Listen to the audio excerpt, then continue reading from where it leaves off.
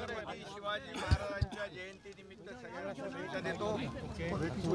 आणि खरं म्हणजे या देशाचे प्रधानमंत्री नरेंद्र मोदी साहेब,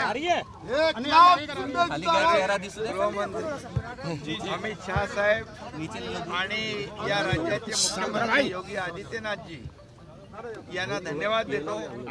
त्यांनी शिवजयंतीला या लाल किल्ल्यामध्ये आम्हाला परवानगी दिली। गेल्या वर्षापासून साजरी होऊ लागली। ज्या दिवाने आम या हॉलमध्ये शिवाजी महाराजांनी औरंगजेबाला ललकारलं होतं, आपला स्वाभिमानी बाणा दाखवला होता, त्याच ठिकाणी छत्रपती शिवाजी महाराजांची जयंती साजरी करणं ही आम्हाला तमाम महाराष्ट्रवासियांना गौरवास्पद बाब आहे आणि अभिमानाची बाब आहे। आणि म्हणून मी पुन्हा एकदा आज या ठिकाणी आपले आयोजक विनोद पाटील, त्यांचे सर्व सहकारी आणि आमचे सांस्कृतिक विभागाचे मंत्री सुधीर भाऊ मुनगंटीवार यांचं मनापासून अभिनंदन करतो। केंद्रीय आपले केंद्रीय मंत्री ज्यांनी याला परवानगी दिली या विभागाचे किशन रेड्डी यांचं पण मनापासून अभिनंदन करतो आणि खूप खूप मनापासून या शिवजयंतीच्या शुभेच्छा देतो। पूर्ण देशभर छत्रपती शिवाजी महाराजांच्या जयंतीचा उत्साह जल्लोष आहे। आज भारत आणि पाकिस्तान सीमेवर जे आम्ही छत्रपती शिवाजी महाराजांचा अश्वारूढ पुतळा उभा केला, त्या ठिकाणी देखील बर्फ पडत असताना देखील आपल्या भारतीय सीमेवरच्या लष्करी जवानांनी शिवजयंती मोठ्या उत्साहात साजरी केली। सगळ्यात आनंद आहे, अभिमान आहे आणि इथं आम्ही साजरी करतोय, सगळ्यात जास्त अभिमान आणि आनंद आहे। उद्या अधिवेशन आहे, विशेष अधिवेशन मराठा आरक्षणासाठी।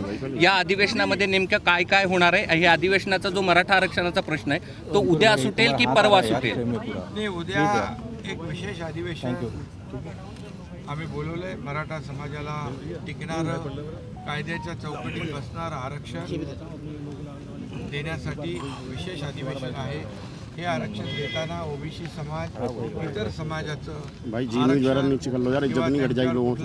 न करता, त्यांचं आरक्षण कमी न करता, त्याला धक्का न लावता समाजाला कायद्याच्या चौकटीत आणि टिकणारं आरक्षण देण्यासाठीच उद्याचं बोलावलेलं आहे। पण ते मनोज जरांगे हे ओबीसी आरक्षणातूनच ठाम आहे। त्यांचं असं म्हणलंय की हे आरक्षण जरी दिलं तरी ते कायद्याच्या कसोटीमध्ये टिकणार नाहीये। दाखले जे देण्याचं श्री शिंदे कमिटी ते काम करते आणि जे नोटिफिकेशन होतं त्यावर खूप मोठ्या प्रमाणावर सूचना हरकती आलेल्या आहेत। त्याची स्क्रुटिनी होईल त्यानंतर त्याच्यावर। पण उद्या सगळ्यात महत्त्वाचं जे मराठा आरक्षण रद्द झालेलं आहे, जे देवेंद्रजी जेव्हा मुख्यमंत्री असताना जे आरक्षण दिलं सुप्रीम कोर्टात, हायकोर्टाने ते कायम केलं, सुप्रीम कोर्टात ते रद्द झालं, ते आरक्षण मराठा समाजाच्या हक्काचं आरक्षण देण्याचा निर्णय उद्या आम्ही घेणार आहोत। सर हिंदी बता दीजिए सर, प्लीज हिंदी में सर, हिंदी में सर, हिंदी में अब हट जाओ भाई सब, महाराष्ट्र वाले हट जाओ, अब हिंदी में आ जाए। काय सांगाल तुम्ही? सभी लोगों को यार हाथ छोड़ो ना, जयंती के अवसर पर बहुत बहुत शुभकामनाएं देता हूँ। हाथ क्यों लगा रहे हो इतना लंबा? आगरा के लाल किले में